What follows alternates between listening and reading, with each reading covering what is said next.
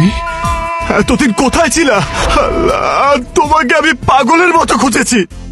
কোথায় ছিলা তুমি এতদিন? কোথায় ছিলা আমাকে ছেড়ে? আমি ঢাকায় ছিলাম, আমার শ্বশুর বাড়িতে। কার বাড়ি? শ্বশুর বাড়ি, আমার শ্বশুর বাড়িতে। শ্বশুর বাড়ি? তুমি ঢাকা চলে আসার পরে বাবা আমাকে খুব মারধর করে। আব্বু, তুমি সুমনকে আমার সঙ্গে যোগাযোগ করতে বারণ করেছো? কেন বলেছো? আমি চাই না সুমন তোমার সাথে যোগাযোগ করুক, আর তুমিও সুমনের সাথে যোগাযোগ করো। কিন্তু তুমি কেন চাও না আব্বু? দেখো, আমি এমপি সাহেবকে কথা দিয়েছি, তার ছেলের সাথে তোমার বিয়ে হবে। আমি আমার জবান থেকে নড়তে পারবো না।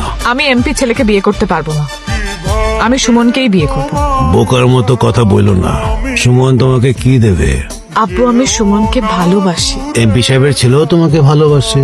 আব্বু, আমি এমপি সাহেবের ছেলেকে বিয়ে করতে পারবো না। আমি বিয়ে করলে সুমন কি করবো? অজর, ও ফোনটা নে, আরে ঘরে আটকে রাখ। না না, ফোন আটকে রাখবে কেন? ওর কালকে ওর বিয়ে হবে। ওর খালাকে ফোন কর। চলো। যাও তোমার রুমে যাও। আমার কথাটা আব্বু। সে তোমার আর আমার সম্পর্কটা মেনে নিতে পারছিল না।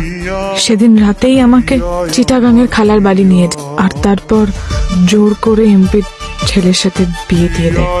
আমার হাজবেন্ড এখন লন্ডনে থাকে। 5 মাস আমরা একসঙ্গে সংসার করেছি। পরশু আমার হাজবেন্ড লন্ডন চলে গেছে, পরের মাসে আমাকেও নিয়ে যাবে। দেখো, আমি জানতাম, আমি তোমাকে বলেছিলাম যে তোমাকে ছাড়া আমি অন্য কাউকে বিয়ে করব না, কিন্তু এটাও সত্যি যে এখন আমি অন্য কারোর বউ। 5 মাস তার সঙ্গে সংসার করেছি, একই ছাদের নিচে একই বিছানায় থেকেছি। তুমি এখন আর আমার কেউ না। শুনো, তোমাকে এটা বুঝতে হবে, মেনে নিতে হবে। তুমি আগের মতো হয়ে যাও সুমন। এভাবে নিজের জীবনটাকে নষ্ট করো না। যা হয়েছে সেটা ভুলে যাও। ভেবে নাও যে যে আমি কোনোদিনও তোমার জীবনে ছিলামই না, আমি স্বপ্ন ছিলাম। বিয়ে হয়ে গেছে? সত্যি বিয়ে হয়ে গেছে? হ্যাঁ। তুমি না বলেছিলে তুমি আমি ছাড়া কারো বউ হবে না? তুমি না বলেছিলে তুমি তোমাকে দেখে রাখবো আমার জন্য? এই তোমার দেখে রাখা, এটা তুমি পারলা। এইভাবে আমার জীবনটা শেষ করে দিলা। ঠিক আছে, যাও যাও, তুমি যাও এখান থেকে, যাও যাও।